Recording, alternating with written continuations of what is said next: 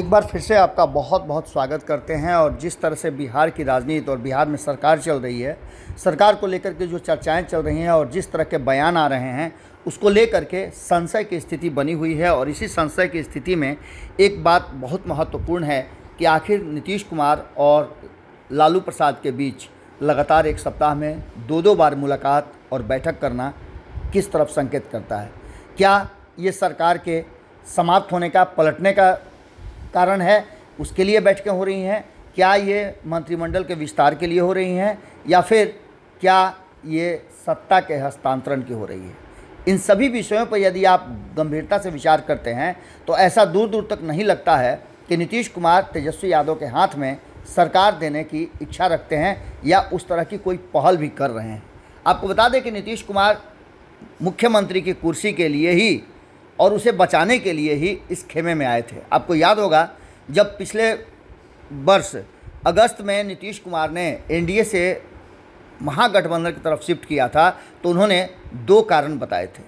पहला कारण ये कि भारतीय जनता पार्टी उनकी कुर्सी छीनना चाहती थी और दूसरा, उनकी पार्टी को समाप्त करना चाहती थी, बर्बाद करना चाहती थी। इसको लेकर के ललन सिंह ने और विजेंद्र यादव ने उन्हें सलाह दिया था कि आप अब इस गठबंधन से बाहर हो जाएं। और नीतीश कुमार ने अपना मन बना लिया था और एनडीए से महागठबंधन की तरफ आ गए थे, जिसका स्वागत तेजस्वी यादव ने किया था। और तेजस्वी यादव ने नीतीश कुमार की शर्तों पे आगे चलने का स्वीकार भी किया था, जिसमें नीतीश कुमार अपनी स्वेच्छा से जो करना होगा करेंगे।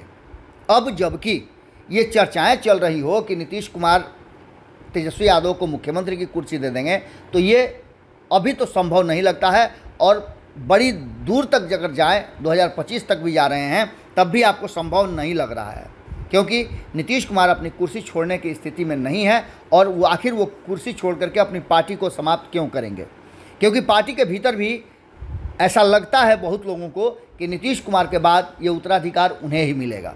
लेकिन इसी बीच में तेजस्वी यादव का नाम आने के चलते कई लोगों ने पार्टी से किनारा कर लिया। वहीं अभी कई लोग इस इंतजार में हैं कि नीतीश कुमार की जगह उनको मिलेगी। खैर, इन सब बातों से आगे बढ़ते हैं। दो बार नीतीश कुमार और लालू प्रसाद की मुलाकात, और इस मुलाकात से कई बातों का बाहर निकल करके आना, जिससे अक्सर नीतीश कुमार इंतजार करते रहे हैं। और जब से बेंगलोर से लौटे हैं, तब से राष्ट्रीय जनता दल ने अपने जुबान पे ताला लगा रखा है। आपको बता दें कि तेजस्वी यादव जो लगातार मीडिया के सामने अपनी बातें रखते रहे हैं, भले ही वो जिस अंदाज में रखें, लेकिन तेजस्वी यादव को ऐसा अब लगने लगा है, और जिस तरह का उनका बॉडी लैंग्वेज है वो साफ बता रहा है वो काफ़ी प्रेशर में है और जो चाहते हैं वो नहीं हो रहा है। आखिर होगा भी कैसे? और उनके प्रेशर में नहीं रहने का भी कोई ऐसा कारण नज़र नहीं आता है। प्रेशर में उन्हें रहना चाहिए, क्योंकि लगातार जब से वो सरकार में आए हैं तब से उनकी पार्टी और उनके मंत्रियों को संकट में रहना पड़ा है। एक तरफ जैसे ही सरकार बनी थी, आपने देखा कि सुधाकर सिंह ने जिस तरह से अपनी बातों को रखा, उन्हें मंत्रिमंडल से बाहर होना पड़ा, इस्तीफा देना पड़ा। उसके बाद कार्तिक मास्टर, उन्हें भी बाहर होना पड़ा। और ये सारे लोग जो बाहर हो रहे थे वो नीतीश कुमार के नहीं बल्कि राष्ट्रीय जनता दल के खेमे के थे। ऐसे में पार्टी के भीतर भी चर्चा शुरू हो गई। इतना ही नहीं, पार्टी के भीतर और कई चर्चाएं शुरू हो गई हैं। उन चर्चाओं में अब जबकि शिक्षा मंत्री खुद पिछले 1-1.5 महीने से अपने कार्यालय नहीं गए हैं, तो वहीं तेजस्वी यादव एक फैसला लेते हैं अपने विभाग में लोगों के ट्रांसफ़र पोस्टिंग का, और उसे नीतीश कुमार निरस्त कर देते हैं, उस पर जांच कमेटी बैठा देते हैं। तो दूसरी तरफ भूमि और राजस्व विभाग का भी यही हाल होता है, और आलोक मेहता जो इसके मंत्री हैं वो फेरा में पड़ जाते हैं, और उन पर कई जो आंखें हैं, कई उंगलियां जो हैं उठती हैं भ्रष्टाचार को लेकर के। अब ऐसी स्थिति में आप समझ सकते हैं कि कितना ज़्यादा नीतीश कुमार के लिए और तेजस्वी यादव के लिए सहज होना है। एक तरफ जहां नीतीश कुमार अपनी शर्तों पे राजनीति करते हैं और अपनी शर्तों पे ही सरकार चलाते हैं, ये बात सर्वविदित है, तो ऐसी स्थिति में किस तरह का हस्तक्षेप कर सकते हैं लालू प्रसाद? हालांकि लालू प्रसाद की ऐसी कोई भी बात नहीं है जो नीतीश कुमार मानने के लिए मजबूर हों, लेकिन 2 बार की मीटिंग इस बात की तरफ इशारा कर रही है कि कुछ तो है जो भीतर भीतर चल रहा है। और अगर तेजस्वी के बॉडी लैंग्वेज को पिछले कई दिनों के बाद, जो कल नीतीश कुमार के साथ वो खड़े नज़र आए थे और बहुत हल्की सी उनकी तस्वीर नज़र आई थी, उसमें उनका चेहरा बता रहा था कि वो पूरे मन से खड़े नहीं हैं। ऐसी स्थिति में दो ही बातें कही जा सकती है कि या तो सरकार पलटेगी या फिर सत्ता का हस्तांतरण होगा।